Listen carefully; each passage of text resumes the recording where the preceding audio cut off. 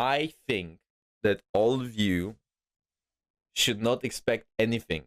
Because if you expect something, you might over expect and disappoint yourself. There's a lot of people that are really negative for no reason. There's people who already gave up. There's people who trash talk Blizzard, they trash talk the devs, they trash talk everyone. They say the game is too bad, too slow, too fast, too... Don't listen to them. You need to make your own thoughts. You need to make your own opinions. Overwatch 2 will be fun to play for sure. And I hope that Blizzard manages to maintain that fun to playness. Because they're always really bad at maintaining the... How do I say it? The longevity of a game. A lot of heroes look like shit. A lot of heroes look really bad. I think for you guys especially, because you haven't played. They look bad, but they might be better. Let's not forget that when I was playing the game and Sigma was getting released, people thought Sigma was dog shit. So I think we should all realize one thing. Every single tier list you see is going to be wrong, and people are not going to be able to predict what is going to be the meta. Ryan might be the meta, Ana might be meta, we don't know, okay? You need to understand that it might look like shit, your character, but it's fine, because we don't know what's going to happen.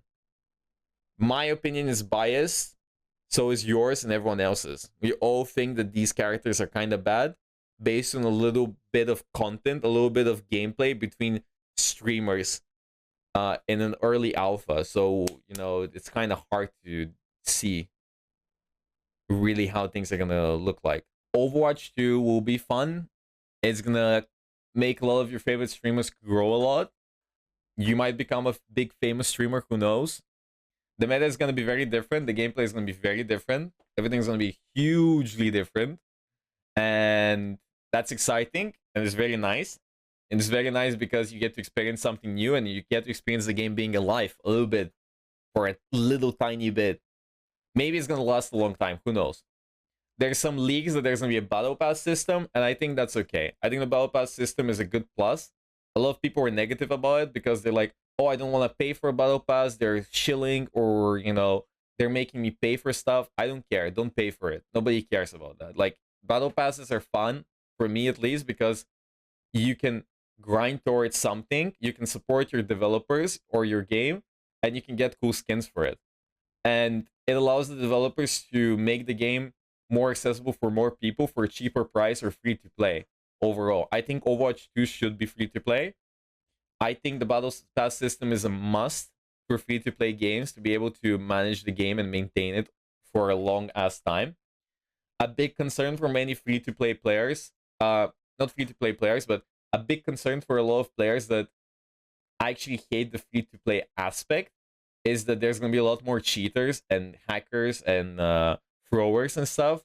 But it's not about that. There's already an overabundance of cheaters and hackers. The main issue is how Blizzard deals with them. And no matter the competitive game you go to, there's always going to be cheaters and throwers.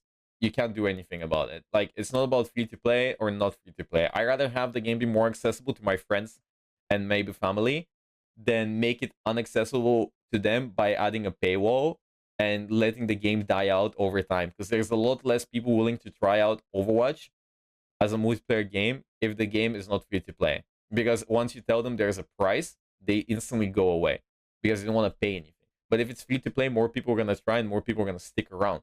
And then the more people stick around, more people can actually invest in the game in some sort of way and make the game grow, and the game is going to earn more money, which will lead to a better anti-cheat system. The device support a lot of content creators, and they're talking a lot, and I see them retweeting like Flatz's posts or Metro's posts or stuff, but that's really good. But I don't understand why they're cucking EU streamers and content creators. I don't understand it. I don't get it. I don't see where it's coming from. It feels a little bit biased. Yes, you get some content creators from EU in the alpha and who are getting supported by Blizzard, but there's like 6 of them compared to like the dozens of NA streamers, right? I want to address some of these things in the sense that it's really weird that a lot of these EU streamers are not getting in because there's a few factors people might think about. Maybe one is viewership, but I think there's a lot of EU streamers that have bigger viewership than the other streamers that got in. I'm not trash talking anyone. I'm just, trying to point out stuff. Some people might be like, yeah, EU streamers are really negative towards Overwatch and Blizzard. Yeah, but there's some streamers who got in who are really negative, right? Again, they're not really holding back either, so that's not it either. Some people might say that I don't know, there's a lot of reasons people think that some of us didn't get in. I don't know why Andrew didn't get in. I think Andrew has a lot of really nice content and is kind of, more positive than me, for example. For me, I can see many reasons why I don't get in. Maybe my viewership is bad. Maybe my my content is not what they like, or maybe something else. But I don't see, for example, why Cloudy doesn't get in, because Cloudy is pretty nice. He does not really toxic or anything. He's pretty popular. He was a pro player. Everyone likes him. There's no drama. He never got banned. I don't see these things. I don't see why these individuals don't get in. I am happy that the streamers that got in in the first place. They're gonna have huge growth for them, and I like the fact that Blizzard supports them. But I wish that Blizzard supported us in some way. It's just weird. It's weird because at least if we knew why they're not supporting us, we could change our ways and something.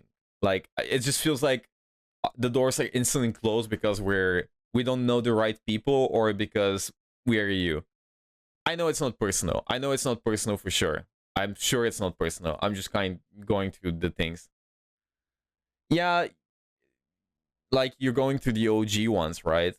And they don't look into people too much, but there's plenty of people that I think are OG in my opinion and have good viewership, and they just kind of ignore them.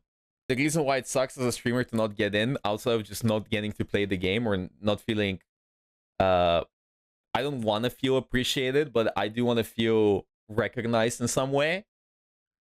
And the reason why it sucks as a content creator to not get in is because a lot of content creators are gonna get a huge, how do I say it?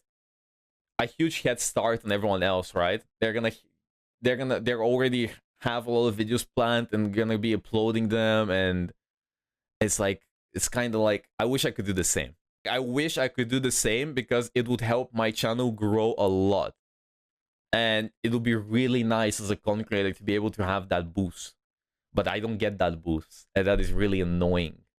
And it's really annoying because you feel helpless to do, like, you can't do anything about it. But whatever, we're gonna get in debate and we're gonna pop off from there, Who cares? What can you do? Sometimes life just gives you a bad hand. You gotta replay, you gotta play again until you get a better hand.